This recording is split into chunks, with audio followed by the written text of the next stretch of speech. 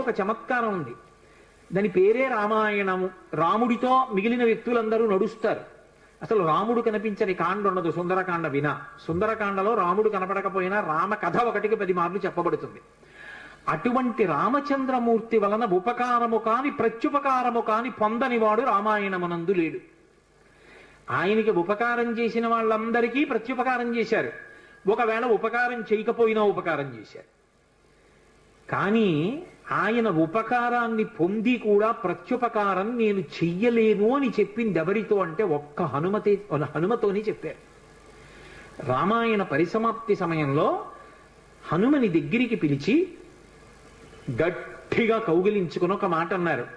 మదంగే జీర్ణతాం యాతు యత్పయోపకృతం కపేహి నరహ ప్రత్యుపకారాణం అపత్సాయ అతిపత్రతాం అన్నారు. హనుమా, నువ్వు చేసిన ఉపకారము నా శరీరమునందు జీర్ణమైపోవుగాక. ఎందుకని? నువ్వు నాకు చేసిన ఉపకారానికి నీకు ప్రత్యుపకారం చెయ్యడం ఇక సాధ్యం కాదు. నేను కష్టంలో ఉంటే నువ్వు నా భార్య యొక్క జాడ కనిపెట్టావు. ఇప్పుడు నీకు ప్రత్యుపకారం చేయాలంటే నీకు అటువంటి కష్టం కలగాలి. కోరచ్చా నేను? అందుకని నేను కోరను. నీకు అటువంటి ఆపద రాదు. కాబట్టి నీకు నేను ప్రత్యుపకారం చెయ్యలేను. నీవు చేసిన ఉపకారము నా శరీరమునందు జీర్ణమైపోవుగాక అని కౌగలించుకున్నారు. హనుమ ఒక్కరు తప్ప రామాయణం మొత్తం మీద ఈ స్థితిని పొందిన వారు వేరొకరు లేరు.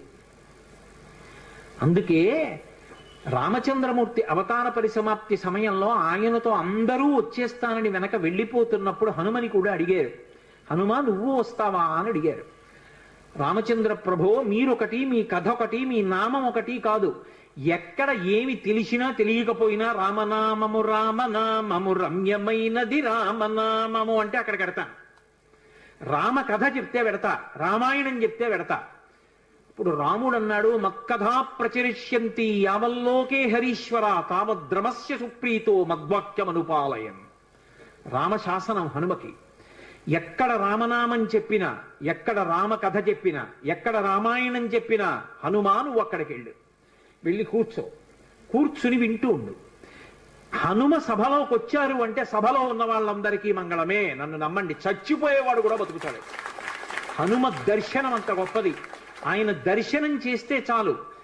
నిన్న మీతో చెప్పా, సంధ్యాకాల దర్శనంతో సమానం. ఉపద్రవాలు కూడా తొలగిపోతాయి. అంత శక్తివంతం హనుమద్ దర్శనం అంటే. అటువంటి హనుమ సభలోకి ప్రవేశిస్తారు. ప్రవేశించి అనుగ్రహిస్తారు. ఎందుకని అంటే పైన రామశాసనం ఉంది. ఇదే మహానుభావుడు తులసీదాస్ గారి జీవితంలో జరిగింది. తులసీదాస్ గారు ప్రతిరోజు గంగానదిలో స్నానం చేసి చెంబుతో కాసిన నీళ్లు తీసుకొచ్చి రావి